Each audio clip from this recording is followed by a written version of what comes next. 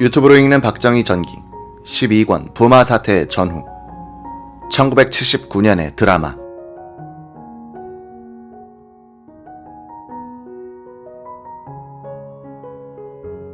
(1979년 10월 16일) 저녁 부산국제신문 사회부 전화는 불이 났다. 오늘 데모 난 것 압니까? 예.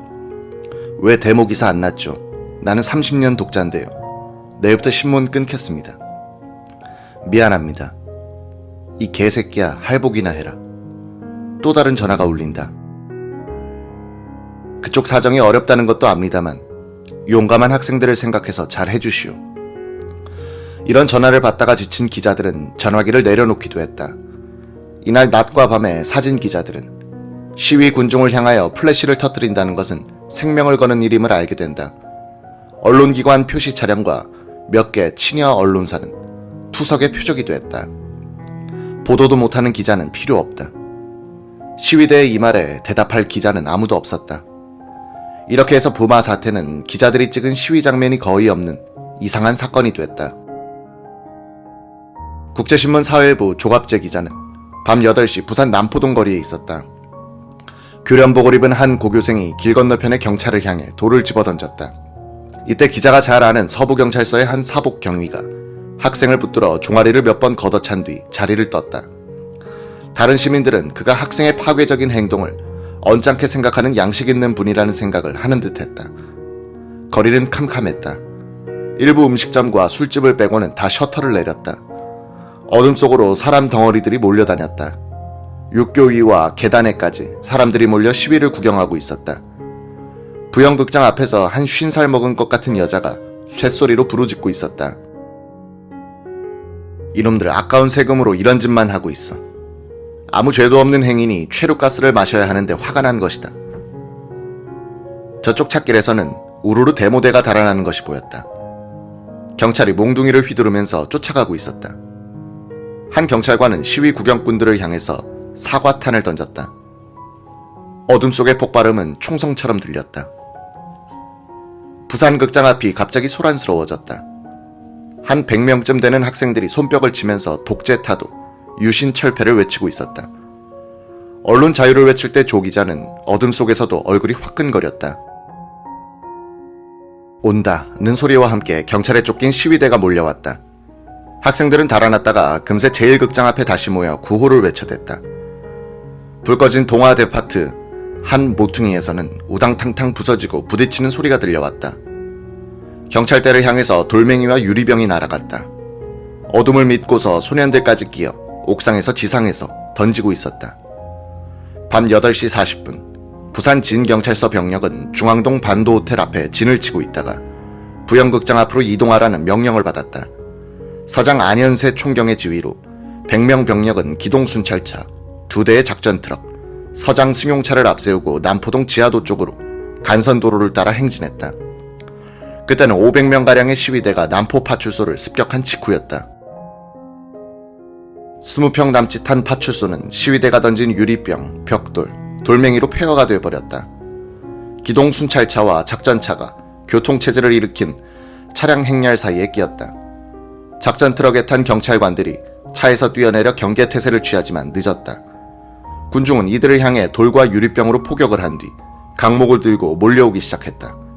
서장차가 맨 먼저 달아났다. 시위대는 기동순찰차에 유리창을 박살내고 운전사를 강목으로 쑤셔댔다. 다른 무리는 차를 뒤엎으려고 차체를 들썩들썩거렸다. 운전사는 차가 기우뚱할 때 뛰어나와 남포 파출소 쪽으로 뛰었다.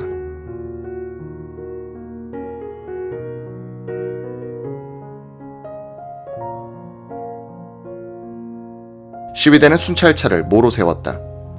기름통에서 휘발유가 새나왔다. 누군가가 성냥불을 당겼다. 펑. 폭음과 함께 부산 1가 1163 포니는 불기류에 휩싸였다. 뒤편에서 부산 진경찰서 경비과장 이무영 경정은 이 불길이 포니 바로 뒤에 있는 작전차에 옮겨 붙을 것 같아 보였다. 이 엘리트 학사 경정은 30명의 부하들을 돌아보면서 나를 따르라고 명령하고는 작전차를 향해 뛰어갔다. 그를 따르는 부하들은 아무도 없었다. 이 경정은 작전차 운전석으로 올라갔다. 핸들이 뜨끈뜨끈했다. 차를 뒤로 빼려 했으나 고장이 났는지 말을 듣지 않았다. 이때 시위 군중이 작전 트럭으로 몰려와 차 위로 기어올랐다. 이경정은 운전석에 갇혀버렸다. 대모대는 차 위에서 쿵쿵 발을 굴러댔다. 그들은 강목으로 운전석 뒤 유리창을 깨고는 이경정을 들쑤셨다. 그는 운전석 양쪽 문을 잠그고는 뒤통수를 감싸고 쪼그리고 앉았다. 군중은 트럭을 뒤엎을 모양이었다. 꽁무니를 들었다가 놨다가 하는 것이었다. 이때 한 40살 되어 보이는 사람이 운전석 옆 창문을 두드렸다.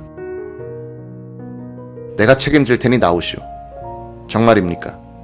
안심하고 빨리 나와요. 차가 넘어갑니다. 이경정은 창문을 열고 뛰어내렸다. 그 시민이 이경정을 안다시피 하여 어두운 골목으로 끌고 갔다. 그러면서 모자와 웃옷을 벗겼다. 런닝셔츠 차림이 된 이경정은 고맙다는 말만 남기고 길 건너편으로 뛰었다. 펑. 작전차에서 불길이 솟아오르는 것을 그는 어깨너머로 쳐다봤다. 부산 진경찰서 소속 부산 7가 1335 작전차에서 불길이 치솟았을 때 조갑재 기자는 그곳에서 한 100m 떨어진 부영극장 앞 육교 밑에 있었다. 폭음과 함께 치솟은 불길은 한 30m쯤 올라갔다. 사방이 환해졌다. 이어서 최루탄 쏘는 폭음이 터졌다. 우 하면서 시위 군중이 몰려가는 소리, 유리창이 와장창 깨지는 소리, 비명폭음, 불길의 조명이 잊을 수 없는 영화 같은 장면을 연출했다. 한폭 역사화의 민중 봉기 장면이었다. 암흑의 도심지에서 경찰 작전차가 뒤집히고 화염에 휩싸이는 장면은 30대 중반의 사건 기자로 하여금 무심코 이런 말을 하도록 했다. 한 시대가 넘어가는 것인가. 곁에 있던 선배 기자는 1960년에 3.15 마산 의거를 취재한 분이었다. 그가 말했다. 아무래도 예감이 이상해. 적어도 내일은 위수령이야. 이날 아침까지만 해도 박정희 정권은 바늘 하나 들어갈 틈이 없을 정도로 완벽한 체제였다. 대학교에서 학생이 벽에다가 반정부 낙서만 해도 경찰이 찾아내어 구속시킬 정도였으니 도심 시위는 물론이고 학내 시위는 생각할 수 없었다. 그런데 부산대학교에서 오전에 시작된 시위는 오후엔 도심지로 번져 시민들이 가세했고 밤에는 드디어 파출소를 습격하고 작전차를 불태우는 소요 사태로 확대됐다. 적어도 부산에서는 박정권이 하루 사이에 무력화되었다. 이날 사태의 충격은 시위의 규모나 강도가 아니었다. 완벽하게 보이던 유신체제에 대한 상상을 뛰어넘는 일격이 연쇄 반응을 부르는 충격파가 된다. 학생들뿐 아니라 중산층과 저변층이 가담한 민란 형태의 소요는 1961년 박정권이 출범한 이후 처음이었다. 1964년 6월 3일 비상계엄령을 부른 서울의 한일회담 반대 시위도 대학생들이 주력이었지. 일반 시민의 참여는 거의 없었다. 부산은 박 대통령이 한때 군수기지사령관으로 근무했던 곳이 아닌가. 자유당 정권 타도를 계획하고 있던 박 소장은 4.19 때는 부산지구 계엄사령관으로서 시위대에 호의적인 태도를 보였던 인연이 있다. 그 부산에서 일어난 대시위는 박 정권엔 무엇보다도 심리적인 대타격이 되었다.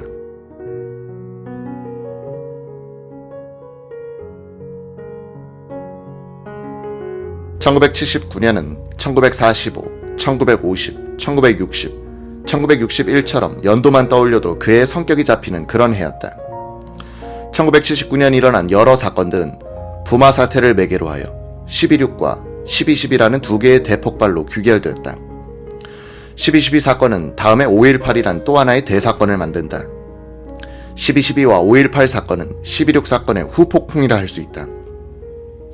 결국 12.6 사건은 그날 하루 동안 있었던 일로 해서 18년간의 박정희 체제를 무너뜨리고 그 뒤 13년간 이어질 전두환 노태우 정권을 만들어낸다. 한국 현대사 60년 중 30년을 결정한 24시간이었다. 사건의 형식은 우발적이라도 내용은 필연적이었다. 즉 인과관계로 설명이 가능한 사건이다. 물론 시간이 흘러 지금 그 시대를 역사적으로 뒤돌아볼 때 그 전말이 이해되는 것이지. 그 사건의 한가운데 있었던 사람들은 사태의 자초지종을 이해하기 어려웠다. 과거는 확실하지만 현재는 늘 모호하고 미래는 불안한 것이다. 1979년 초에 있었던 이란 팔레비 정권의 붕괴와 호메이니 정권의 등장은 석유값을 배럴당 $30 선으로 올려놓았다. 제2차 석유파동이 온 것이다. 1973년, 1974년의 1차 석유파동 때 박정희 정부는 버려놓은 중화학공업 투자 계획을 접지 않고 오히려 호랑이 굴로 들어가 호랑이를 잡는 식의 과감한 중동 건설 시장 진출로 이 위기를 전화위복의 계기로 삼았다. 1977년이 가면 중동에서 벌어들인 외화로 중동에서 석유를 사오고도 남을 정도가 됐다. 1979년의 제2차 석유파동은 1차 위기 때처럼 석유를 구하기 어려운 상황을 만들지는 않았으나 정치 안정기였던 1차 위기 때와는 달리 국내 정치 위기가 맞물려 버린다. 경제 위기와 정치 위기의 결합이 부마 사태를 거쳐서 12.6 사건으로 폭발하는 상황 전개의 밑그림이었다. 박 대통령은 1975년 4월 월남 패망 직후 국민들이 안보에 불안을 느끼는 분위기를 이용하여 긴급조치 9호를 선포함으로써 야당, 언론, 학생, 재야운동권의 도전을 봉쇄할 수 있었다. 1978년 말까지 계속된 4년간의 정치 안정기에 박 대통령은 정치 비용을 최소화하여 국력을 조직화하고 능률을 극대화할 수 있었다. 그는 이런 효율적인 유신체제를 이용하여 수출 확대, 중화학공업 건설, 자주 국방력 건설, 새마을운동, 중동 건설 시장 진출을 성공시켰다. 수출 100억 달러, 1인당 국민소득 1000달러라는 목표는 3년 앞당겨 달성됐다. 아파트와 마이카 시대가 열리고 중산층이 두터워지기 시작했다. 자신감이 붙은 박 대통령은 1978년 12월 12일의 총선거에 관권 개입을 금지시켰다. 공정하게 치러진 이 선거에서 야당인 신민당이 여당인 공화당의 득표율로는 1.1%를 앞섰다. 1976년부터 중도 통합이란 온건 노선으로 신민당을 이끌었던 이철승 총재는 그러나 자기 성공의 희생자가 되어버린다. 이 총재는 안보 분야에서는 박 정권에 협조하되 국내 정치 분야에서는 경쟁한다는 소신으로 야당을 이끌면서 12.12 총선에 선전을 가져왔으나 이 총선 결과는 이 총체의 온건 노선을 침몰시키고 김영삼, 김대중 세력의 강경 노선을 강화시킨다. 12.12 총선을 패배로 보지 않았던 박 대통령도 공화당 내 인책 여론에 밀려 청와대와 내각의 중심 인물들을 교체한다. 공화당이 선거의 패인으로 분석했던 부가가치세 도입을 주도한 것은 김정념 경제팀이었다.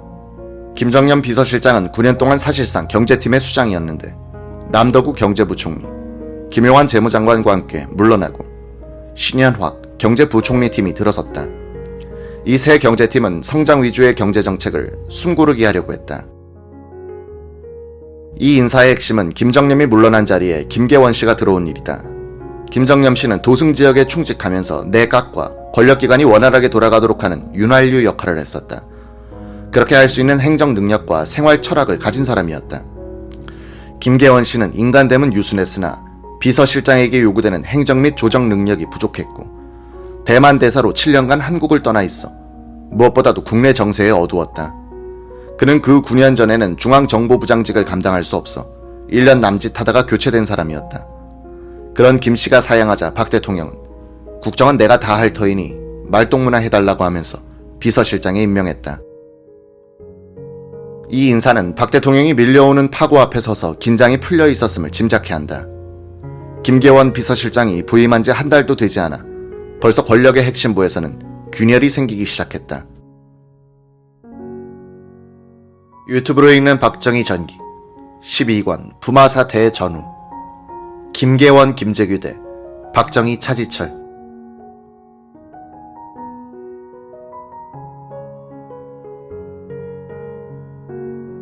김재규는 1979년 11월 육군본부 검찰부에서 한 진술에서 이렇게 말했다. 문. 김계원 실장과 차지철 경호실장과의 평소 관계를 아는 대로 진술하시오. 답. 김계원 실장이 부임하고 2, 3주일 후에 실장실에 찾아갔더니 차 실장에 대한 불만을 터뜨리면서 저 친구하고 단판을 내든지 무슨 수를 서야겠다고 벼르는 말을 들은 바 있고 그 후에도 자세한 날짜는 기억할 수 없으나 차 실장과의 의견 충돌 및 사소한 시비로 큰 불만을 토로하는 것을 수차에 걸쳐 들은 바 있습니다. 두 사람 간의 관계는 성격상으로 보아서도 근본적으로 좋은 관계는 아니라는 것은 단정할 수 있습니다. 김계원 실장의 눈에 비친 차지철과 김재규의 관계는 어떠했던가? 12.6 사건 뒤 육본 검찰부에서 한 김계원 씨의 진술을 읽어보자. 문. 비서실장 재직 시 차지철과의 관계를 상술하시오. 답. 개인적인 친분 관계는 별로 없고 비서실장 직책을 맡은 후 자주 접촉하게 됐을 뿐입니다. 그리고 차 실장의 무례한 행동에 대하여 못마땅하게 여겼는데 본인이 1978년 12월 22일 비서실장으로 부임한 이래 첫 번째 대통령 각하 면접실에서 처음 만났음. 외국에 오래 나가 있어 사정이 어두워 잘 모르니 지도해 주시오. 차지철. 염려 마시고 같이 잘 합시다. 라는 대화를 나눈 것으로 기억합니다. 얼마 안 있어 차지철의 사무실로 부임 인사차 정식으로 방문했는데 차지철은 그 답례로 인사를 오는 것이 예의인데도 한 번도 본인의 사무실을 방문한 일이 없어 괘씸하게 생각했습니다. 또한 보고하러 가다가 본인에게 할 이야기가 있으면 2층에 본인 사무실로 올라와 이야기하는 것이 예의인데도 차지철은 꼭 경호원을 시켜서 1층 대기실로 본인을 불러 내려오게 해서 본인은 차지철이 좀 오만하고 개성이 너무 강한 사람이라고 느꼈습니다. 또한 국무총리, 각 부장관 및 당직자라도 각하에게 보고를 드리러 올 때는 반드시 본인에게 들르는데 차지철은 권위의식이 강하여 재임 중 본인 사무실에는 한 번도 들른 사실조차 없습니다.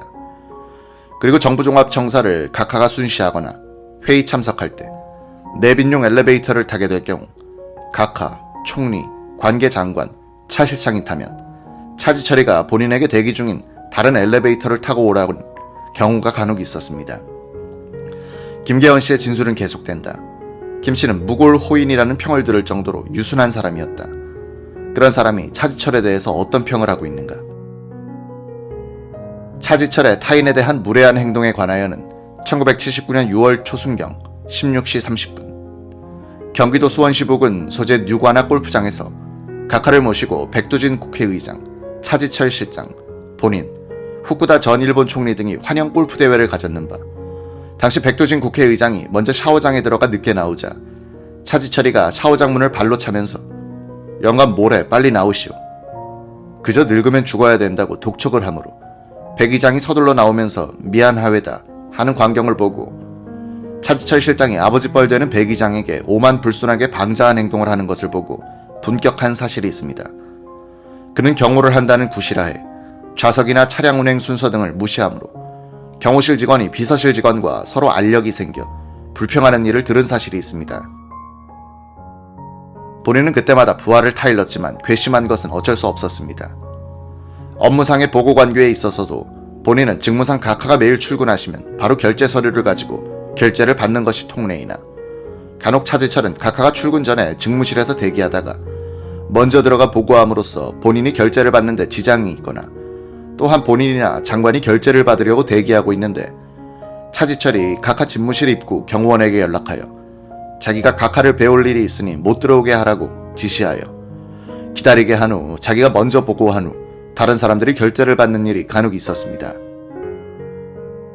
차지철의 월권 행위 및 강경 발언에 관하여 아는 바를 말씀드리면 차지철은 자기 업무도 아닌 정치 공작 문제까지도 관여하고 첩보를 수집하여 각하에게 보고하는 등 월권 행위를 자주 하고 군내 중요 지휘관 및 장성급을 수시로 불러다가 술도 사주고 돈도 뿌리는 일이 있고 또한 한간에는 군인이 경호실을 다녀와야 진급 및 보직 면에서도 혜택을 본다고 하므로 이는 군의 통수계통을 문란시키는 일이라고 한탄했으며 특히 당시 육군참모총장 이세호 대장을 매주 1, 2회 정도씩 사무실에 불러 환심을 사는 것 같았습니다.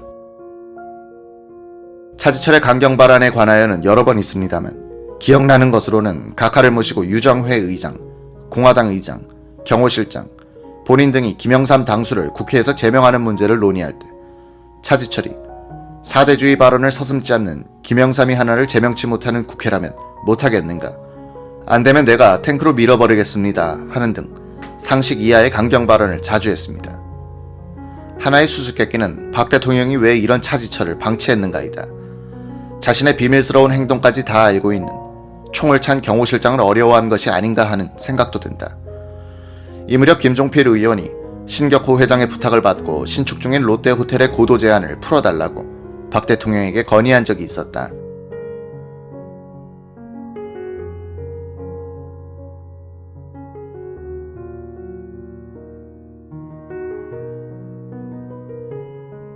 박 대통령은 그 문제는 차 실장한테 이야기해봐 라고 하더라는 것이다.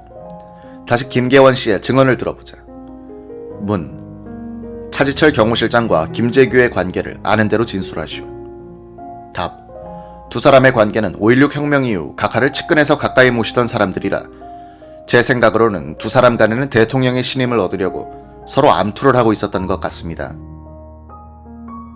두 사람이 극도로 관계가 악화된 것은 지난 5월 신민당 전당대회 때 총재 선거 시 중앙정보부는 이철승을 총재로 당선시키고자 공작을 하고 있었는데 여기에 차지철이 별도로 신민당 신도환 의원을 통해 이철승 당선 공작을 벌이게 됐으므로 중앙정보부는 각하의 지시로 중도에서 공작을 중단하게 되었는 바 결국 신도환의 이철승 지지가 지연되므로 총재 선거에서 탈락되어 차지철이 비난을 받아야 할 터인데 모든 비난이 중앙정보부에 집중됐으므로 차지철과 김재규는 서로 악화가 됐습니다. 문. 피의자와 김재규가 서로 만나 차지철을 비난하게 된 것은 언제부터이며 어떤 내용입니까? 답. 제가 부임한 지 2개월 후부터이며 김재규와 만나게 되면 차지철을 비난하게 되는데 주로 차지철의 오만불순한 언던과 특히 정치 문제에 깊이 관여하면서 강경 일변도의 주장과 건의로서 각하의 결심을 흐리게 한다는 내용이었습니다. 김재규는 차지철을 지칭하면서 저 자식을 해치워버려야지. 저놈을 그냥 놔뒀다가는 각하 결심만 흐려놓고 안 될 텐데. 각하께서 나보고 뭐라고 명령하는 것은 좋지만 지가 뭔데 각하보다 한술 더 떠서 이러쿵저러쿵 나에게 이야기하는지 자식 등 수없이 차지철에게 증오를 터뜨리거나 욕을 하는 경우가 많았습니다. 위의 진술서에서 나오듯이 경호실장과 정보부장의 불화를 화해시켜야 할 의무를 진 김계원 비서실장이 김재규 부장편에서 경호실장을 비판하는 입장에 서고 있었다. 두 김씨는 오랫동안 형제처럼 친한 사이였다. 김계원은 12.6 사건 후 6본 검찰신문에서 김재규와 맺은 인연에 대해서 상세히 진술했다. 1960년도 5월경부터 본인이 진해의 육군대학 총장으로 근무했는데 부총장이 김재규였습니다. 그 당시 해군과 육군의 군수물자 수송, 양육 합동훈련을 마친 후 마산에서 술을 마시고 진해로 귀환하던 중 앞에 가던 김재규가 차사고로 부상당하자 본인이 그를 구출하여 병원에 입원 가료시킨 일이 있었습니다. 그 이후 김재규는 본인을 의인으로 생각했습니다. 1965년도 본인이 1군 사령관으로 재직 시 김재규가 제6사단장으로 근무하게 되었는 바 당시 대통령 각하께서 갑자기 6사단을 밤중에 방문한다고 하기에 본인도 참석했고 대통령과 김재규의 친밀한 관계를 알고 나도 더욱 친하게 지냈습니다. 본인이 1967년도 육군 참모총장 재직 시 김재규가 육관구 사령관으로 재직하고 있었는 바 군수지원 문제 등으로 자주 접촉했고 청와대에서 지휘관 회식 시 등에 꼭 김재규를 대동했습니다. 네 번째로 본인이 중앙정보부장 재직 당시에 김재규는 보안사령관으로 재직하고 있었는데 수도경비사령관인 윤필용과는 대통령의 신임을 얻고자 서로 암투하고 권력 다툼을 벌이는 등 극한 대립을 하고 있어 대통령 각하의 지시로 이를 중재한 사실이 있습니다.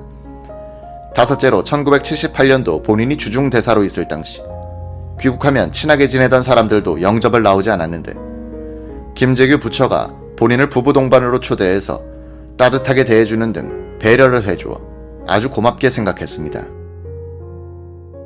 특히 본인의 국회의원 출마 과정에 있어서 각하께 건의하여 본국으로 소환하여주는 등 많은 신세를 입어 더욱 친해졌습니다. 차지철의 불만을 가진 또 한 사람은 정승화 육군 참모총장이었다. 강직한 군인인 그는 차 실장이 경호를 빙자하여 군 지휘관들에게 영향력을 행사하려는 데 대하여 못마땅하게 생각했다.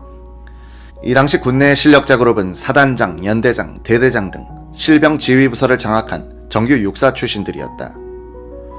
전두환 국군 보안사령관을 지도자로 따르던 이 장교단은 군수 내부가 차 실장인 게 굴종한다고 보고 선배 장성들을 경멸하고 있었다. 이런 균열된 권력 구도 위에 얹혀있던 것이 박 대통령이었다.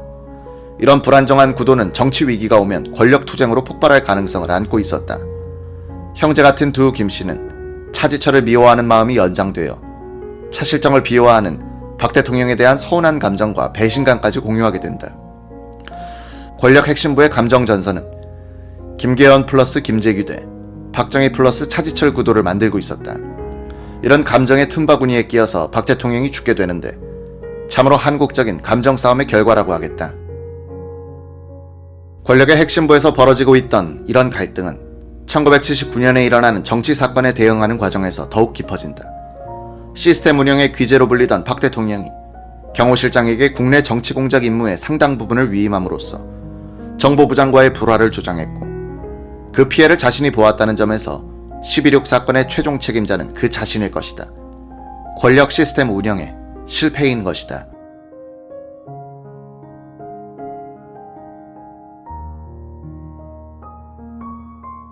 석유값이 오르자 물가가 일제히 오르기 시작했다. 1979년 3월 7일 정부는 국내 석유 제품 값을 평균 9.5% 올린 데 이어 7월 10일엔 석유 제품 값을 59%, 전력 요금을 평균 35% 올렸다. 1979년의 소비자 물가는 21%나 올랐다. 기업 도산과 실업이 사회적 문제로 커졌다. 신발 공장들이 몰려있던 부산 진구 출입기자였던 기자도 이해 여름의 주된 취재는 살인사건이 아니고 해고, 임금 체불 같은 것들이었다. 기자가 해고된 노동자 쇼크사, 정년 낮추어 무더기 해고 같은 제목의 기사를 쓰고 있는 동안 부산의 상인들은 세금 과중으로 불만이 쌓이고 있었다. 1979년 부산 시민들이 부담한 세금은 전년도보다 32%나 많아졌다. 10월 16일 부산 시위 때 도심 상인들이 응원하고 가세한 큰 이유 중에 하나가 조세저항 심리였다. 경제 불황과 함께 밀려온 장기 집권에 대한 국민들의 실증을 공세적으로 이용한 것이 김영삼 총재가 이끌기 시작한 신민당과 종교계, 노조, 재야운동권이었다. 이들의 강경투쟁 노선은 국민들의 경제적, 정치적 불만을 자극하고 확대시켜 나갔다. 국민들과 투쟁 세력 사이에 상승작용 구도가 형성됐다. 이를 매개한 것은 신문의 적극적인 보도였다. 8월에는 오원춘 사건과 YH 여공 사건이 동시에 터졌다. 경북 영양군의 카톨릭 농민의 분회장이던 오 씨를 기관원이 납치하여 포항 울릉도로 끌고 다녔다고 천주교 안동교구 신부가 폭로했다. 경찰이 수사를 해보니 허위 폭로임이 밝혀졌다고 오 씨와 신부 등을 구속했다. 이에 대해서 김수환 추기경이 나서서 안동 목성동 성당에서 전국 기도회를 열고 정부를 공격했다. 경찰이나 정보기관이면 무엇이든지 다 할 수 있다. 이 같은 관념이 바로 그 많은 인권 유린 사태를 낳게 한 것입니다. 계속해서 국민들이 눌려있지만은 않을 것입니다. 대구지법은 오원춘 씨가 허위 폭로를 했다고 판단하여 오 씨에게 징역 2년을 선고했고, 오 씨는 항소하지 않아 형이 확정됐다. 그래도 천주교와 많은 국민들은 재판 결과를 믿지 않으려 했다.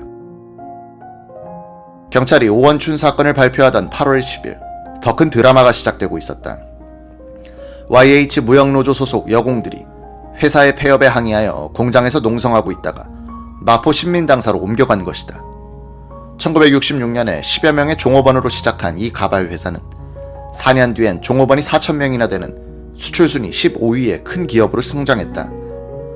1970년대에 들어서 설립자 장용호 씨는 미국에서 백화점을 차리고 업종 전환을 모색했는데 잘 되지 않아 본사는 축소 경영의 길을 택해야 했다.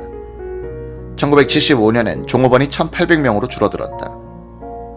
저임금과 해고 불안에 쌓여있던 노동자들은 1975년에 전국 섬유노조 YH 무역지부를 설립했다. 1979년 3월 29일 회사는 경영난으로 4월 말에 문을 닫는다는 폐업 예고를 했다. 노조는 이에 항의하여 농성을 하고 회사는 살 길을 찾다가 결국 8월 7일 폐업 공고를 하고는 해고 수당을 8월 10일까지 미수령할 때는 법원에 공탁한다고 발표했다. 8월 9일 재야운동권의 문동환, 고은, 이문영 씨가 김영삼 총재 집을 찾아가서 여공들이 신민당사로 찾아가면 그 호소를 들어보고 당국에 해결책을 촉구해달라고 부탁했다. 김 총재는 여공들이 당사를 농성장으로 택할 줄은 몰랐고 호소차 방문할 것으로 생각했다고 한다. 200명에 육박하는 여공들은 당사로 들어오더니 4층에 올라가 농성에 들어갔다. 김 총재도 여공들을 위로하고 억울한 일이 없도록 정부에 반영하겠다고 약속했다. 그는 또 여공들의 침식에 당이 나서서 편의를 제공하도록 시켰다. 신민당은 정부 측과 접촉하여 여공들의 요구 조건을 반영시키려고 했으나 홍성철 보사부 장관은 대화를 거부했고 김재규 정보부장이 청와대 대책회의에서 강경 진압을 주장했다. 8월 11일 새벽 경찰 병력이 신민당사에 들어갔다. 여공들과 함께 저항하는 신민당원들이 경찰과 난투극을 벌였으나 여공들은 간단히 끌려 나왔다. 취재 기자들이 여러 명 경찰에 구타당했다. 상황이 끝나고 난 다음에야 여공 김경숙 양이 떨어져 있는 것이 발견되어 병원으로 옮겼으나 곧 사망했다.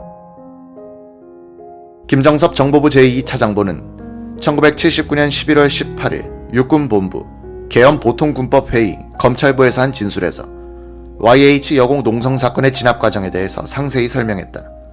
요지는 김재규 정보부장이 강경한 진압을 지시했다는 것이었다. 1979년 8월 9일 오전 10시부터 YH 회사 여공 200명가량이 회사 내의 문제를 해결해달라고 신민당사에서 집결하여 농성을 시작했습니다. 다음날 오전 10시경 청와대 김계원 비서실장실에서 김계원, 김재규 등이 참석한 가운데 연석회의가 열려 강제 해산시키기로 결정했습니다. 본인은 그날 저녁 8시경 치안본부장실에서 경찰 투입에 따른 안전대책을 논의했습니다.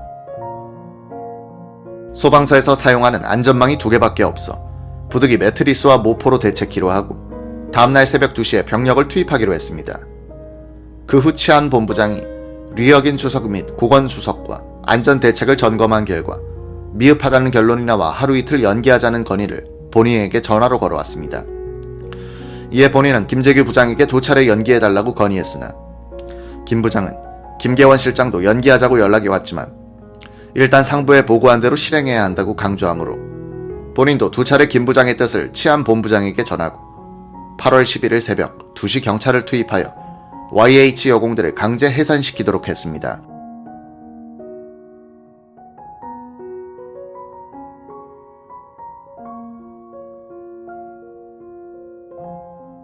농성 여공들을 해산시키는 데는 성공했으나 그 후유증이 심각했다.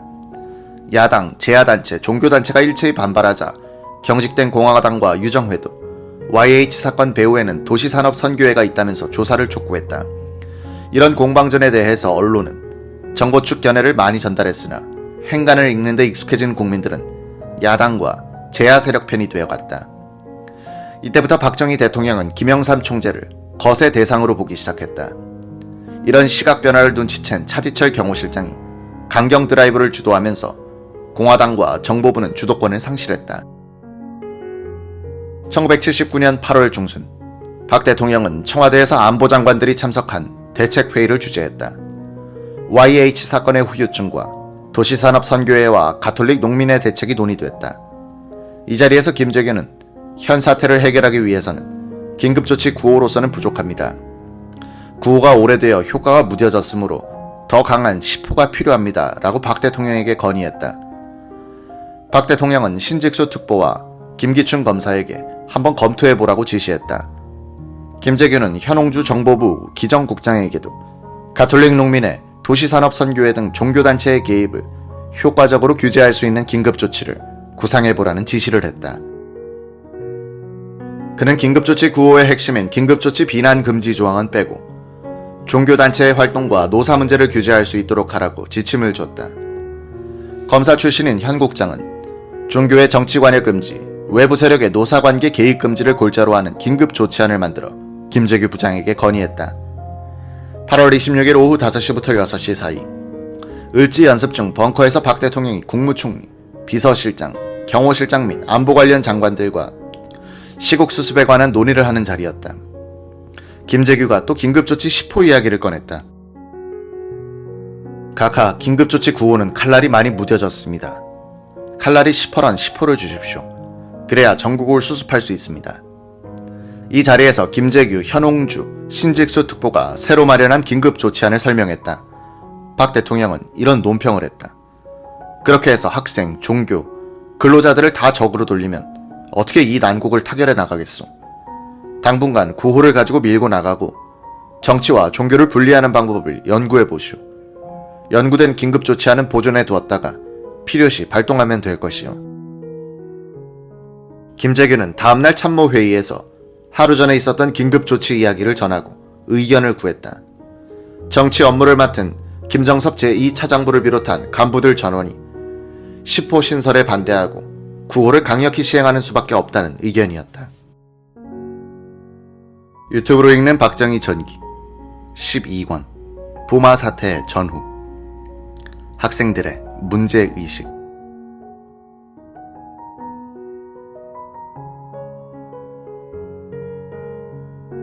YH 여공 강제 연행에 항의하는 신민당의 당사 농성이 계속되고 있던 1979년 8월 13일 또 다른 사건이 시작되고 있었다. 이날 신민당 원외지구당 위원장 3사람이 김영삼 총재를 비롯한 신민당 총재단의 직무 정지를 구하는 가처분 신청을 서울 민사지법에 냈다. 당원 자격과 대의원 자격이 없는 22명이 전당대회에 참석하였으므로 김영삼 등의 총재 당선은 무효라는 것이 이들의 주장이었다. 9월 8일 서울 민사지법 합의 16부는 가처분 신청을 받아들여 김영삼 총재와 내 부총재의 직무집행 및 권한 행사를 정지시키고 정운갑 의원을 총재 직무대행으로 선임한다는 판결을 내렸다. 누가 봐도 이 사건은 김영삼 죽이기에 나선 정권의 공작이란 느낌이 들었다. 여론은 또다시 박 정권을 떠나고 있었다. 김영삼 총재는 당할수록 크게 반발하는 성격대로 행동했다. 그는 9월 10일 기자회견에서는 박정희 대통령의 하야를 강력하게 요구한다고 했다. 당시 한미 관계는 6월 말에 카터 회담으로 정상화된 듯 했으나 박 정권의 야당 압박에 의해 다시 악화된다. 윌리엄 글라이스틴 주한 미국 대사는 회고록에서 이렇게 썼다. 미국이 다시 박 대통령에게 한 발 더 양보하도록 압력을 가할 것이라는 기대 때문이었는지 평소 온건하던 정치인들도 반정부 시위에 가세했다. 특히 김영삼 신민당 총재는 눈에 띄는 강경 노선을 펼쳤다. 거기에는 정치적 라이벌인 김대중에게 야당 지도자 자리를 넘겨주지 않겠다는 결의도 작용했다. 9월 16일자에 뉴욕타임즈에 보도된 스톡스 특파원과 가진 인터뷰에서 김영삼 총재는 이렇게 말했다. 내가 미국 관리들에게 미국은 박 대통령에 대한 공개적이고 직접적인 압력을 통해서만 그를 제어할 수 있다고 말할 때마다 미국 관리들은 한국의 국내 정치에 개입할 수 없다고 한다. 그것은 어거지다. 미국은 우리를 보호하기 위해서 이곳에 3만 명의 지상군을 두고 있지 않은가? 그것이 국내 문제에 대한 개입이 아니라면 무엇이란 말인가? 주한미군을 한국의 내정에 대한 개입이라고 해석한 것은 지금 읽어봐도 미숙한 이야기라는 생각이 든다. 문제는 박 정권의 초강경 대응이 김영삼 총재의 실수를 덮어주고도 남을 정도였다는 점이다. 박 대통령은 이 회견문에 화가 나서 김영삼 총재를 구속할 생각까지 했다가 의원직 제명으로 방향을 잡았다. 차지철이 박 대통령의 이 뜻을 집행하고 감독하는 대리인이 됐다. 공화당, 유정회, 정보부의 온건로는 박 대통령을 업고 나오는 차 실장 앞에서 물거품이 됐다. 글라이스틴 대사는 9월 26일에 김재규 정보부장을 만났다. 이때 그를 동행한 사람이 미 CIA 서울 지부장 브루스터였다. 이날 김재규는 대사에게 한국의 국내 정치 발전 방향에 대해서 물었다. 글라이스틴 대사는 정치적 대립이 첨예화되면 국가 분열 사태가 일어날 수 있다. 현재의 헌법과 정치 시스템으로서 평화적인 정권 교체가 이루어질 수 있는지가 문제다 라는 취지로 이야기했다고 한다. 김재규는 정치 안정의 중요성을 역설했다. 이날 대사와 지부장은 김재규를 통해서 김영삼 의원직 제명을 재고해주도록 박 대통령에게 건의하려고 했었다. 두 사람은 김 부장으로부터 조금도 이상한 태도를 찾지 못했다. 10월 2일 박 대통령은 청와대에서 김재규, 김계원과 함께 1시간 동안 점심 식사를 했다. 여기서 김재규는 박 대통령에게 마지막으로 김영삼 총재를 만나 단판을 짓겠다고 건의했다. 10월 3일 김재규는 장충체육관 근처의 정보부 안가에서 김영삼 총재와 만났다. 김 부장은 이렇게 말했다고 한다. 어제 대통령과 국수를 먹으면서 대화를 나눴습니다. 이미 공화당에 김 총재 제명 지시가 내려왔습니다. 제가 박 대통령에게 마지막으로 김 총재를 만나 단판을 짓겠으니 시간을 달라고 했습니다. 내일 아침 기자들과 우연히 환담하는 척하면서 뉴욕타임스 회견 내용이 다소 과장되고 와전됐다고 말해주십시오. 그러면 제명이 안 되도록 해보겠습니다. 박 대통령은 제명에서 그치지 않고 구속할 계획도 세우고 있습니다. 정부도 양보를 해야겠지만 김 총재도 조금 참아주셔야 합니다. 김 총재는 이 제안을 거부했다고 한다. 이날 김계원 비서실장은 신라 호텔의 한 객실에서 박준규 공화당 의장 서리, 태완선 유정회 의장, 김재규 정보부장과 함께 김영삼 제명권을 논의했다. 김 실장은 모 대사관에서 전화가 왔는데 제명을 재고해달라는 부탁을 했다고 소개하면서 우리 4사람이 지금 각하를 찾아가 재고를 건의하자고 말했다. 이때 차지철 실장이 나타났다. 그는 방금 각하를 만나고 오는 길인데 각하의 뜻은 확고하다고 말하는 바람에 청와대 행은 이뤄지지 않았다. 김재규는 이 일이 있고 난 후에 김영삼 총재를 만난 것이다. 공화당과 유정회는 김영삼 의원을 10월 4일 국회의원직에서 제명했다. 미국은 글라이스틴 대사를 현안 문제 협의라는 명목으로 소환했다. 숨막히게 진행되는 박 정권의 강공 드라이브는 그 실상이 언론에 의하여 상세하게 전달됐다. 박 정권이 경제개발의 성공으로 만들어낸 도시 중산층에서부터 정권의 야당 탄압에 반발하는 여론이 확산돼 갔다. 박 대통령은 여론의 이런 중대 변화를 눈치채지 못하는 듯했다. 강경하고 오만한 차지철과 우직하나 능력 부족인 김재규에 둘러싸인 대통령은 세상이 돌아가는 원리와 생리에서 멀어져 가고 있었다. 이 결정적 며칠간 박 대통령은 아주 한가한 일정을 보냈다. 제명 이틀 전인 10월 2일, 박 대통령은 오후를 배드민턴 시합으로 보냈다. 경호실장과 비서실장, 그리고 최광수 의전 수석이 참여했다. 다음날은 개천절이었는데 박 대통령은 오후 1시에 청와대를 나가 저녁 9시 35분에 돌아왔다. 행선지는 알 수 없다. 김영삼 의원직 제명이 있던 날, 박 대통령은 3군 사관학교 체육대회를 구경했다. 다음날은 한가위였는데 오후에 배드민턴을 즐겼다. 그 다음날 토요일에는 아들 지만 육사생도를 데리고 자동차 편으로 고향으로 내려가 성묘를 하고 왔다.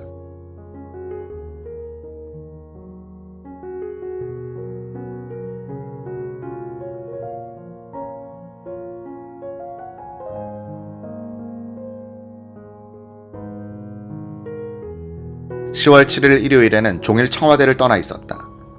10월 11일에서 13일까지 박 대통령은 경주 보문단지 내 조선호텔에 머물면서 주한 외교사절단을 위한 만찬을 베풀었고 골프를 쳤다.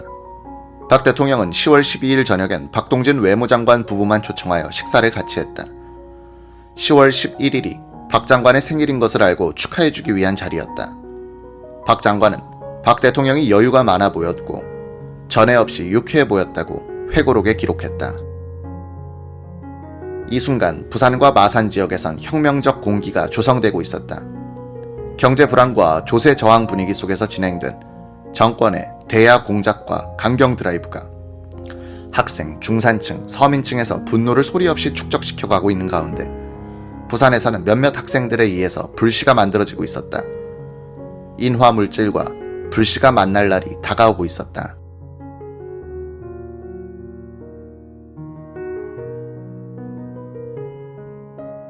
(1979년 9월 17일) 낮 12시 부산공업전문대학 게시판 슬래브 지붕 위에 올라간 한 학생이 휴대용 메가폰으로 모입시다 라고 외쳐댔다. 학생 500명이 게시판 앞으로 몰려갔다. 기계과 2학년생 신홍석으로 밝혀진 이 학생은 선언문을 읽다가 뛰어올라온 체육교사한테 병아리가 솔개한테 채워갔다 붙들려갔다.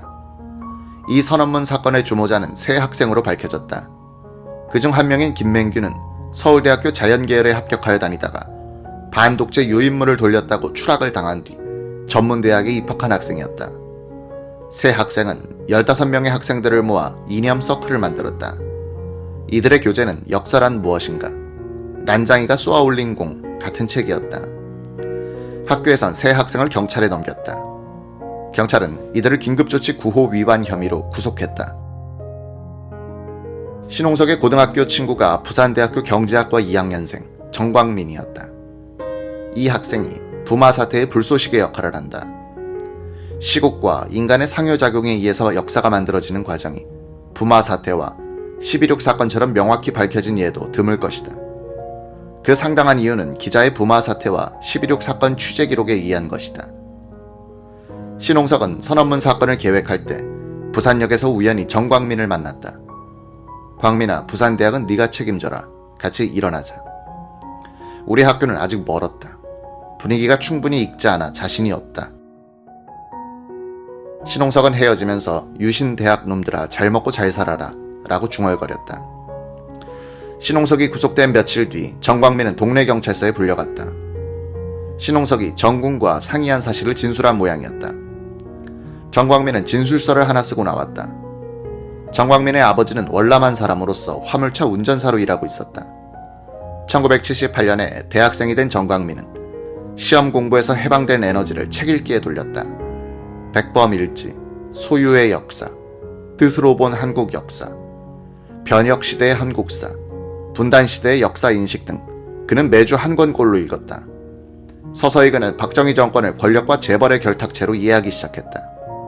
특히 그는 도시공업경제에 희생된 농촌경제의 문제에 대해 관심을 기울였다. 정광민이 속했던 경제학과 2학년생은 76명이었다. 학비 감면 대상자가 40명쯤 될 정도로 집안은 풍족하지 못했다. 이들은 한국 경제의 어두운 면에 관심이 많아 좌파 경제학자들이 쓴 책들을 많이 읽었다. 이 과의 지도교수는 학생들이 교수들도 읽어본 적이 없는 좌파 서적을 읽고 있는데 놀랐다. 그 교수는 학생들이 학교에서 가르쳐주지 않는 마르크스 계통 이론에 대해 호기심을 느끼고 있다고 판단했다. 학생들의 심리는 이해할 수 있었으나 위태위태하게 보였다. 1979년 4월 19일 정광민은 아무도 기억해주지 않는 4.19 의건 날을 그냥 보내는 학생들의 모습에 울분을 느꼈다. 종이에다가 4.19 19주년이라고 매직펜으로 써들고 도서관 안을 한 바퀴 돌았다. 다음날 정광민은 학생 상담관실에 불려가 경위서를 썼다. 1979년 9월 학교가 개학됐다. 여름방학을 마치고 캠퍼스로 돌아온 학생들은 분위기가 술렁거리면서도 긴장돼 있다는 느낌을 갖게 됐다. 사복 형사들이 할 일 없이 교정을 서성대고 있었다. 방학 중에 있었던 YH 사건이 경제학을 전공한 학생들에게 특히 큰 자극이 됐다. YH 사건은 한국 경제구조를 정권과 재벌의 결탁이란 도식으로 파악하고 있던 학생들에게 자신들의 생각이 옳았음을 증명한 셈이었다. 경제학과 2학년생들이 여학생들과 미팅을 하는 문제를 놓고 회의를 했는데 한 학생이 세상이 어떻게 돌아가는 줄도 모르고 그런 착상을 하는 사람은 학원가의 범법자라고 소리쳤다. 정광민이 일어나더니 그러면 무슨 대책이라도 있습니까? 라고 소리쳤다. 정구는 그 말만 하고 앉아버렸지만 다른 학생들은 나는 과연 행동할 수 있나 하는 자문자답을 했다고 한다. 시국에 예민해진 학생들의 마음이 달궈지고 있었다. 부산대학교 공대 기획과 3학년생인 이진걸은 동고등학교 남학생들과 동여고 출신 여학생들이 만든 동력회라는 모임에 속했다. 이 모임은 회원의 친목을 위한 활동을 주로 했으나 1978년 4.19 선언문 사건으로 회원 이성동이 구속되면서 이념서클로 바뀌었다. 이진걸은 노동자와 농민을 주제로 등장하는 토론에 자주 참여하면서 의식화의 과정을 밟았다. 그는 서점 점원인 황선용, 황의 친구인 남성철과 친해졌다. 이 세 사람은 주로 독서와 토론을 통해서 유신체제를 독점 매판 자본과 독재 권력의 결합체로 인식해가기 시작했다. 1979년 9월 개학이 되자 이진걸은 무엇인가를 하지 않으면 도저히 견딜 수 없는 단계로까지 울분이 고조되어 있는 자신을 발견했다. 10월 초순 새 음모자는 결핵 날짜를 10월 15일로 잡았다. 세 사람이 선언문 등사기를 가지고 황선용이 일하는 서점에 모인 것은 10월 13일 밤 10시였다. 황선용은 왼쪽 허벅지에 골수염 수술 자리가 도져서 재수술 날짜를 받아두었다. 그는 이 계획을 실천에 옮기면 틀림없이 감옥에 갈 텐데 이런 몸으로는 견디기 어렵다고 걱정했다. 이진걸, 남성철이 모든 책임을 지겠다고 약속한 뒤 열병을 앓고 있던 남구는 집에 가고 이, 황 두 청년은 한 여관에 들어갔다. 900장의 선언문 등사가 끝난 것은 10월 14일 새벽 4시쯤이었다. 10월 15일 오전 이진걸과 남성철은 선언문을 부산대학교 본관과 도서관에 뿌렸다. 선언문에는 도서관 앞으로 오전 10시에 집결하자고 적혀 있었다. 선언문을 뿌리고 도서관 앞에 와서 학생들이 모이기를 기다리던 두 사람은 호응이 없자 터벅터벅 걸어서 학교 밖으로 나갔다. 술집에 가서 소주 한 병을 다 마신 이진걸과 남성철은 남은 선언문을 뭉텅이로 변소에 쳐넣었다. 이날 정오 부산대학생 정광민은 학교에 당도했다. 분위기가 어수선했다. 뿌려진 이진걸의 경문을 읽고 도서관 앞에 모였던 학생들은 지도자가 나타나지 않자 흩어지고 있었다. 격앙된 정광민은 친구 둘을 만났다. 세 학생은 학교 매점으로 갔다. 정광민은 이젠 우리가 나설 때다 라고 말을 꺼냈다. 두 친구도 찬동하는 듯 했다. 그들은 등사판을 살 돈이 없었다. 그날 오후 겨우 다른 친구 집에서 줄판 롤러 따위를 빌릴 수 있었다. 이날 밤 정광민과 친구는 정군의 다락방에서 작업에 들어갔다. 정군은 엿새 전에 써둔 선언문 초안을 찾아내 원지에 옮겼다. 정광민은 등사판을 밀어본 경험이 없었다. 잉크가 골고루 묻지 않은 데다가 롤러를 서툴게 밀어 등산은 엉망이 됐다. 글자를 해독할 수 있는 것은 전체의 5분의 1도 안 됐다. 태반은 글자 모양도 알 수 없었다. 새벽 4시까지 정광민은 롤러를 밀고 친구는 종이를 끄집어내면서 선언문 200장을 등사했다. 정광민의 교련복 바지는 시커먼 등사 잉크로 얼룩투성이가 됐다. 둘은 다락방에서 잠시나마 눈을 붙이려고 했다. 잠이 올 리 없었다. 2시간쯤 이리 뒤척 저리 뒤척 하다가 일어났다. 정광민은 가방에 선언문 300장을 집어넣고 집을 나와 아침 8시에 버스 정류장으로 나갔다. 그는 역사와 만나러 가는 길이었다. 정광민이 쓴 선언문은 이러했다. 청년학도여, 지금 너희들은 어디서 무엇을 하고 있는가? 우리의 조국은 심술궂은 독재자에 의해 고문받고 있는데도 과연 좌시할 수 있겠는가? 이 땅의 위정자들은 흔히 민족을 외치고 한국의 장래에 운운하지만 진실로 이 나라 이 민족의 영원한 미래를 위해 신명을 바칠 이 누구란 말인가? 청년학도여, 최근에 일어난 일련의 사태를 돌이켜보게나 특히 그 고도성장 정책의 추진으로 빚어진 수없는 부조리, 그 중에서도 재벌그룹에 대한 특혜 금융이 그들의 기업을 확대하고 발전시키기보다는 기업주 개인의 사욕을 채우기에 급급했으며 특수 권력층과 결탁하여 시장을 독점함으로써 시장 질서를 교란시켜 막대한 독점 이윤을 거두어 다수의 서민 대중의 가게를 핍박해 했던 것도 사실인 것이다. 그뿐만 아니었다.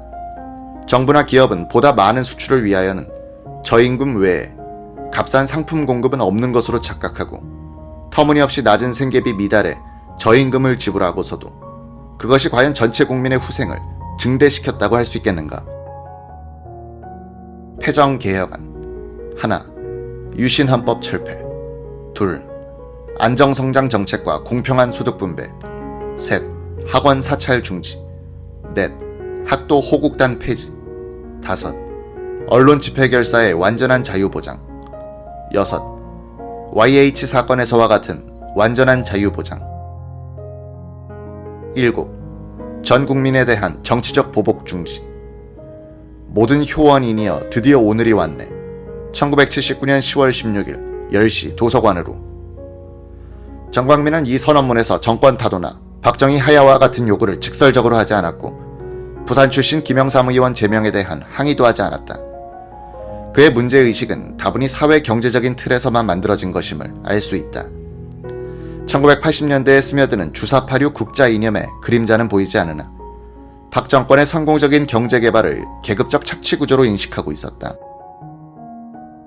부마 사태의 전체적 성격은 박 정권의 장기 집권에 대한 반발이고 특히 이 지역 출신 김영삼에 대한 탄압이 큰 원인이 되었던 면이 있으나 이 사태에 불을 당긴 학생들의 문제의식은 다분히 경제적, 사회적, 계급적이었다. 부마 사태는 좌파적 인식과 우파적 감정이 한 덩어리로 결합된 운동이었다. 1980년대에 들어가면 좌파적 인식이 표면으로 나오면서 민주화 운동이 변질된다. 유튜브로 읽는 박정희 전기 12권 부마 사태의 전후 학생과 경찰의 충돌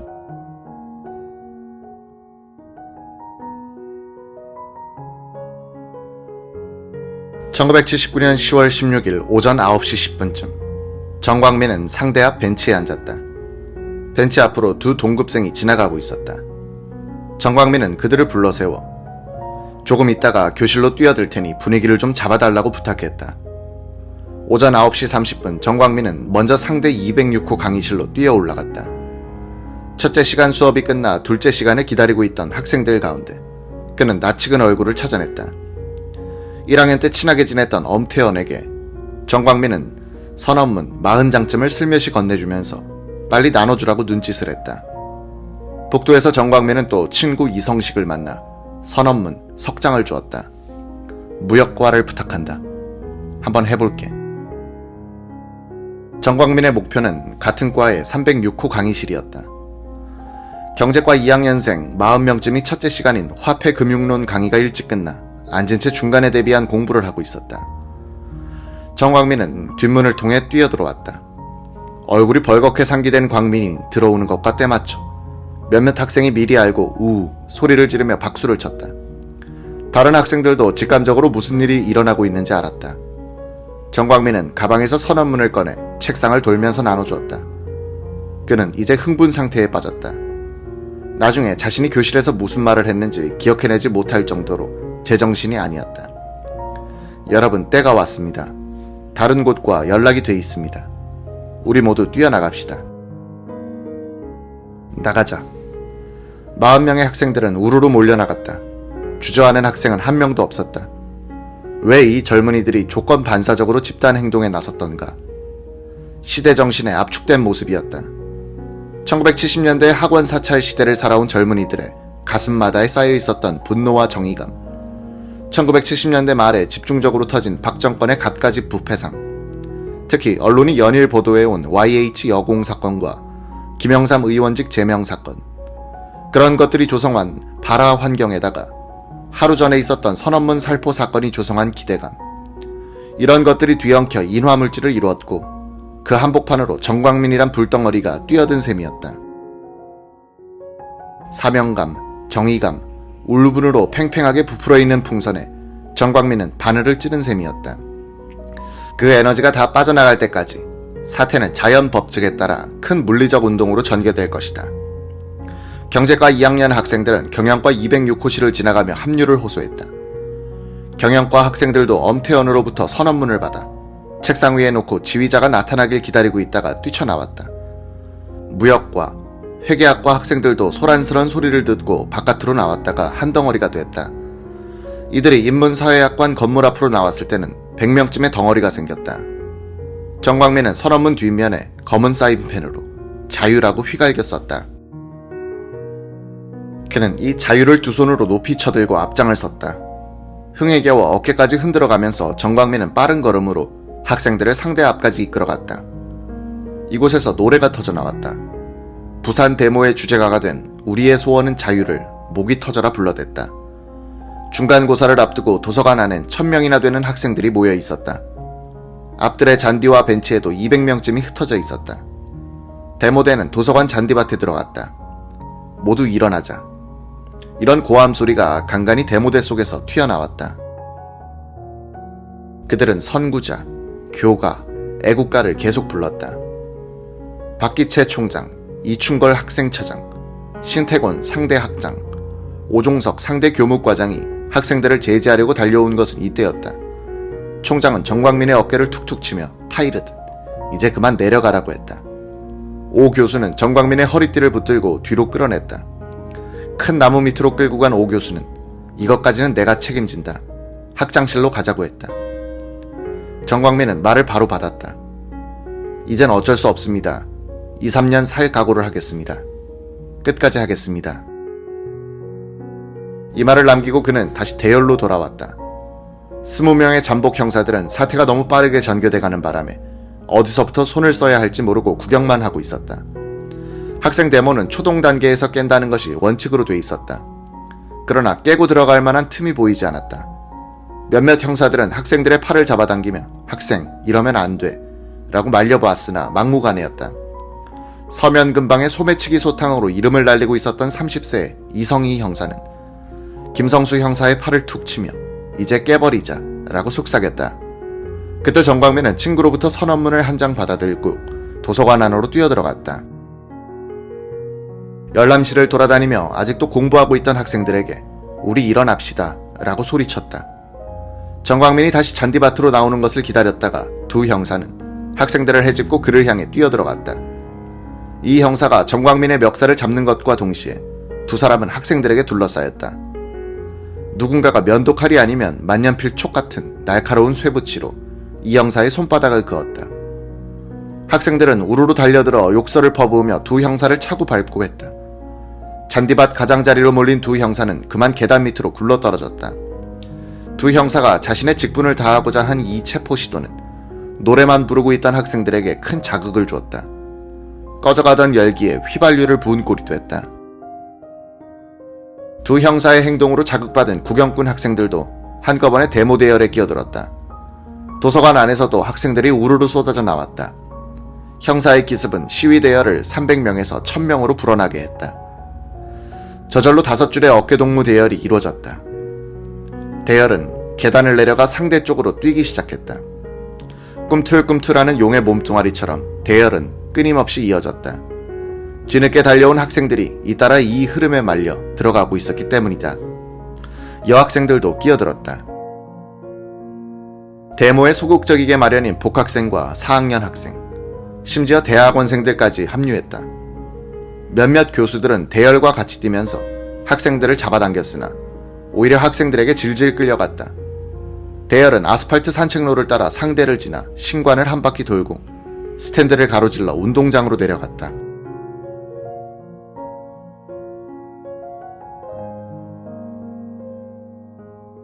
데모 대열은 이제 2000명점으로 불었다. 유신, 철폐, 처음으로 구호가 터져 나왔다. 시위 대열은 운동장을 한 바퀴 돌았다.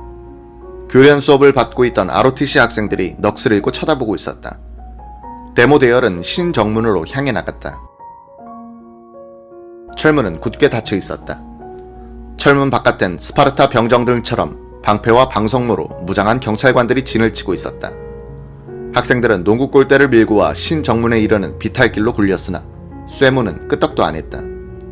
보도에 깔린 붉은 보판을 깨어 경찰 대열에 집어던지는 학생들도 있었다. 오전 10시 15분 신정문 바깥에서 동네 경찰서장은 진압부대의 캠퍼스 돌격을 명령했다. 맨 앞장을 선 것은 페퍼 포그를 뿌리는 지프차였다. 블랙 마리아란 별명이 붙은 이 차는 하얀 가스를 내뿜으면서 교정으로 천천히 들어왔다. 그 뒤로 얼굴을 방석철망으로 가린 초록빛의 대열이 발맞춰 따라 들어왔다.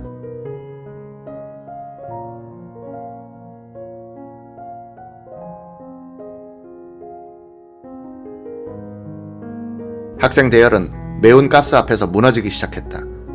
콜록콜록 재채기를 터뜨리고 눈물을 찔끔찔끔 짜면서 그들은 우르르 물러났다. 일부 학생들은 대항했다. 시계탑 밑에 보도에 깔린 보판을 빼내 가스차에 던졌다. 유리창에 철망이 쳐져 있어 보판을 맞고도 끄떡하지 않자 보판을 깨어 조각으로 만들어 던지기도 했다. 잘못 던져 앞에 학생이 얻어맞기도 했다. 학생들이 대항하자 경찰은 MPG, 최루탄 발사기를 쏘고 사과탄을 던졌다. 이때 캠퍼스로 돌아온 경찰은 585명이었다. 데모대를 완전히 해산시키기에는 모자라는 병력이었지만 학생들을 자극하여 거대한 분노의 덩어리로 만들기에는 충분했다. 블랙 마리아는 운동장으로 들어가 달아나는 학생들을 뒤쫓았다. 너무나 집요하게 추격하는 바람에 구경하고 있던 지질학과 이만규는 저러다간 학생들이 차에 깔려 죽겠다고 소리치며 데모 대열로 뛰어들었다.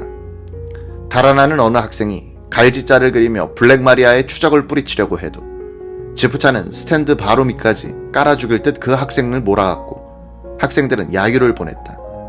사학과 졸업반은 운동장에서 우우우 하는 함성이 터져나올 때까지 강의실에서 수업을 받고 있었다. 교수가 바깥에 신경을 쓰지 말고 공부나 하자고 했으나 창문을 통해 들어오는 매운 최루탄 가스는 학생들을 행동으로 몰아세웠다. 학생들은 교수의 눈치도 보지 않고 몰려나갔다.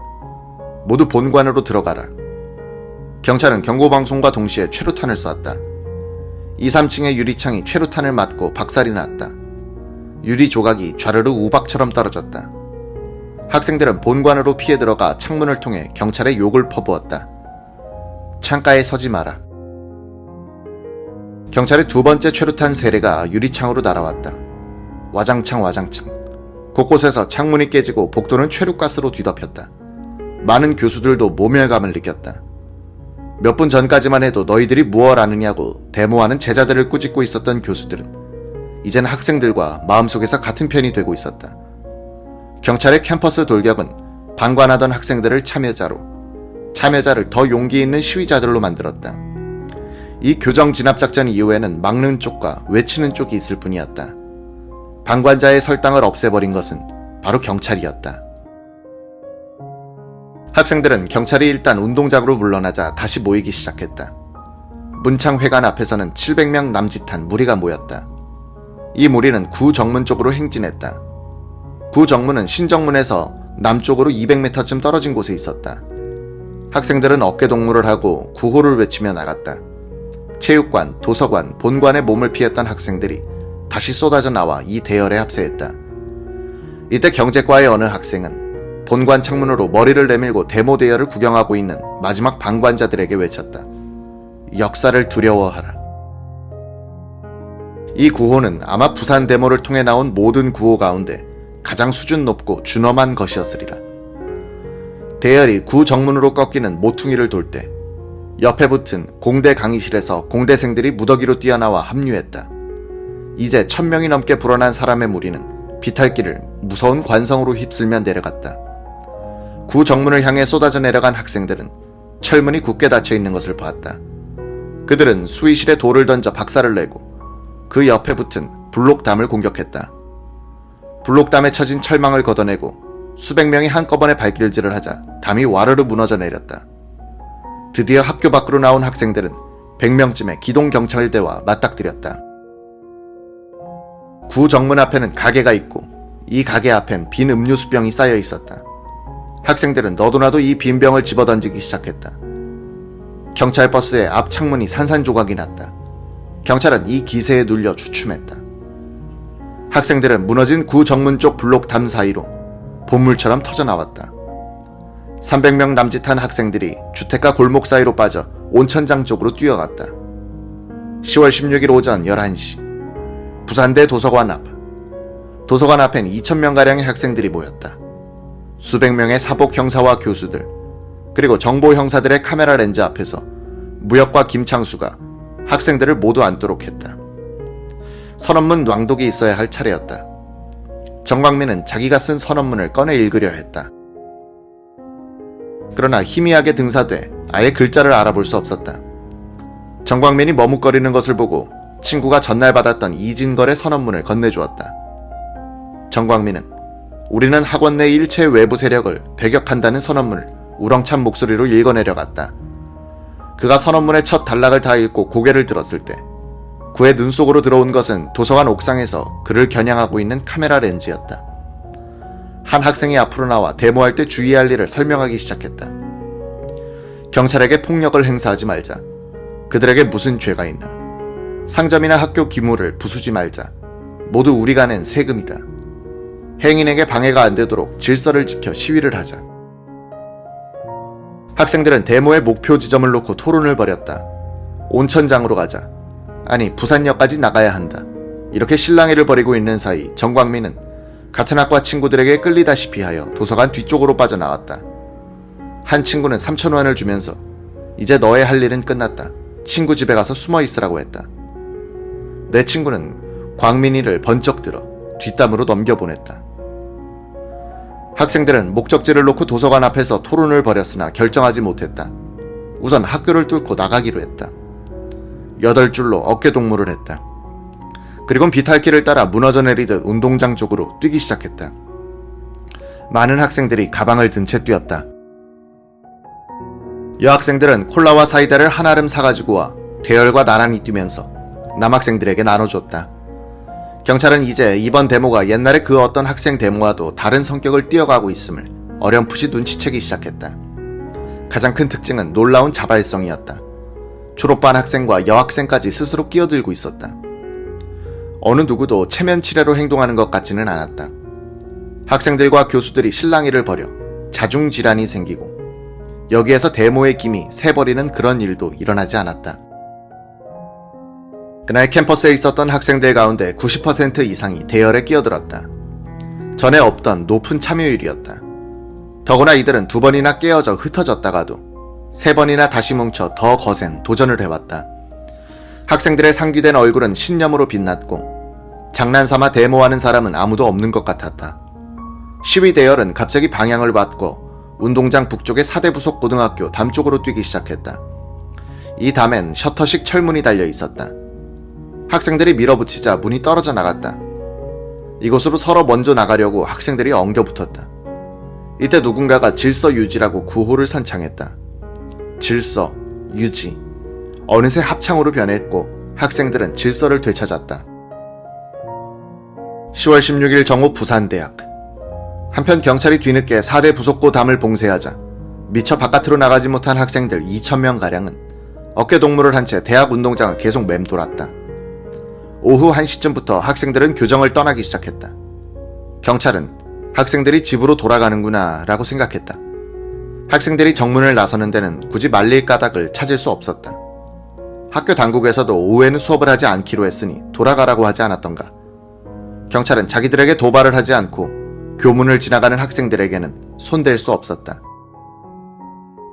경찰은 곧 학생들이 가는 곳이 부산역이라는 것을 확인했다.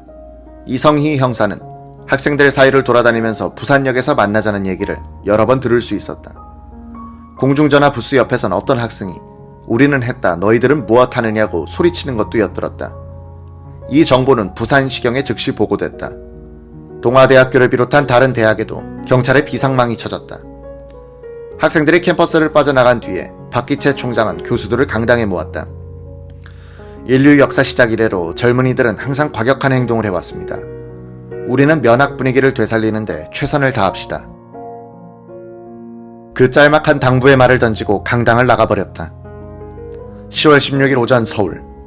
부산대학교가 최력가스와 함성으로 휩쓸리고 있던 이날 오전 국회 본회의는 휴회 기간 중에 사망한 유정회, 김성환 의원에 대한 묵념을 올리고 의원직을 승계한 고기남 의원 선서를 듣고 5분 만에 끝났다.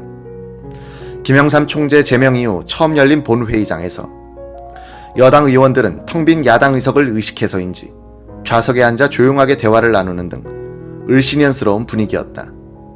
공화당 의장설이 박준규는 기자들과 만나 신민당 의원들의 의원직 사퇴 문제에 대해 야당 의원들이 자살한다고 해도 곡할 사람이 있는 줄 아느냐고 격한 목소리로 말했다.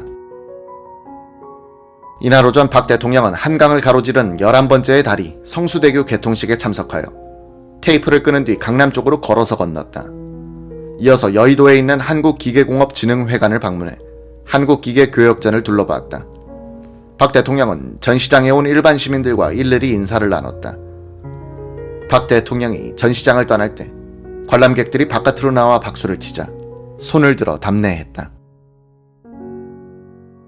유튜브로 읽는 박정희 전기 12권 부마 사태 전후 경찰의 실수.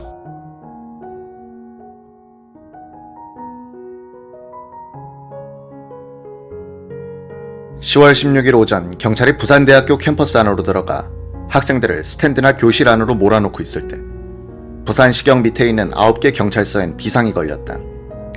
이때가 오전 10시 45분쯤. 동래 경찰서 관할 지역과 붙어있는 부산 진경찰서 다중진압부대 150명은 15분 만에 뒷마당에 집결했다. 방석모와 방석복을 입고 곤봉을 찬 그들은 야구의 포수들 같았다. 5년 만에 처음으로 그들은 학생 데모 진압의 현장으로 출동했다. 그때는 아무도 그들이 정작 중요한 장비를 빠뜨리고 간다는 사실을 눈치채지 못하고 있었다. 그들은 방패를 두고 갔던 것이다. 오전 10시 50분 부산대학교 구정문의 담을 무너뜨리고 바깥으로 나온 300명가량의 학생들은 골목을 따라 금강공원 쪽으로 달렸다. 금강공원에서 온천장까지 구호를 외쳐대면서 시위를 벌였다. 행인들은 눈이 휘둥그레져 쳐다보기만 했다.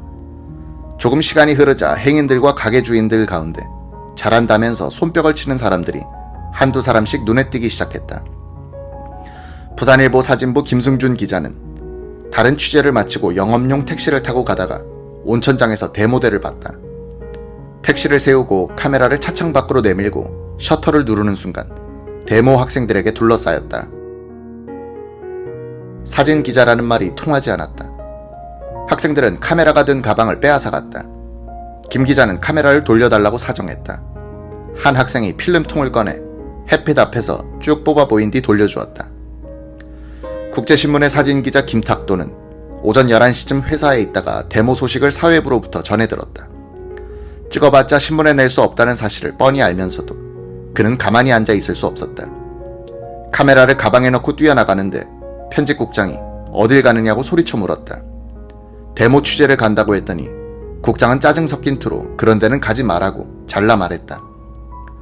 김 기자는 무안당한 꼴이 되어 시무룩하게 자기 자리로 돌아갔다. 부산 진경찰서 진압부대는 SSB 무전기를 통해 시경 경비과장의 작전 지시를 들었다.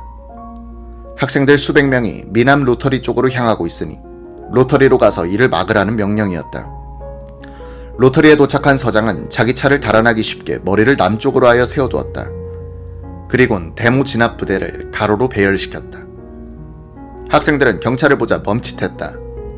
그들 앞에는 목욕탕이 있었고 그 옆엔 하수도 공사장이 있었다. 시멘트 하수관이 여기저기 흩어져 있었다. 군데군데 자갈더미도 있었다.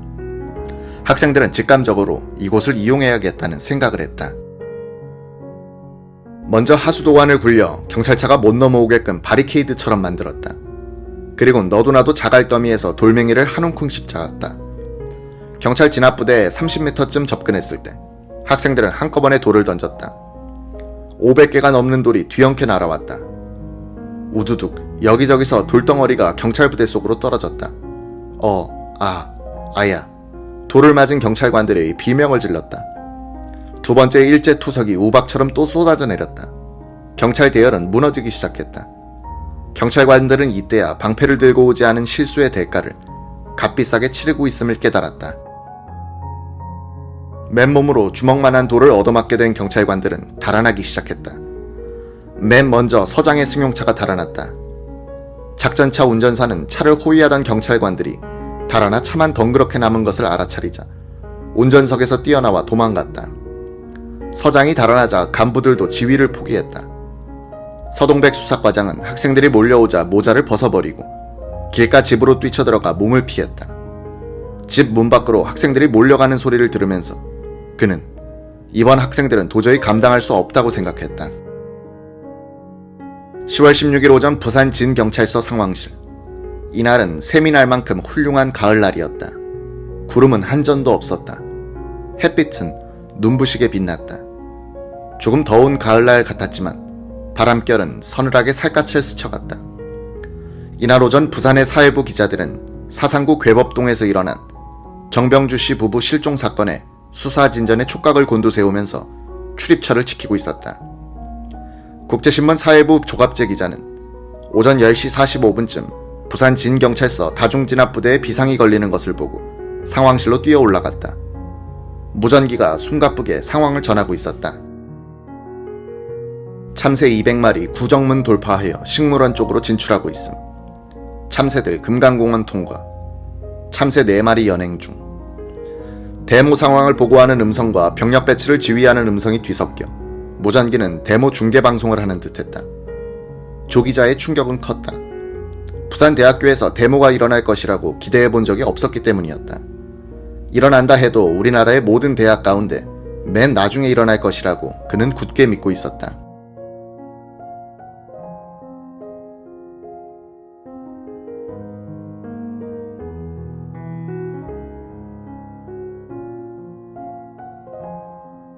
조 기자는 사회부장에게 상황을 보고했다. 그는 취재하러 갈까요? 라는 어리석은 물음은 던지지 않았다. 그것은 신문에 날 수 없는 사건, 따라서 취재할 필요도 없는 사건이라는 것을 잘 알고 있었기 때문이다. 다만 다른 기자를 만나자 우리 데모 구경 갈까요? 라고 농담조로 얘기한 것이 고작이었다.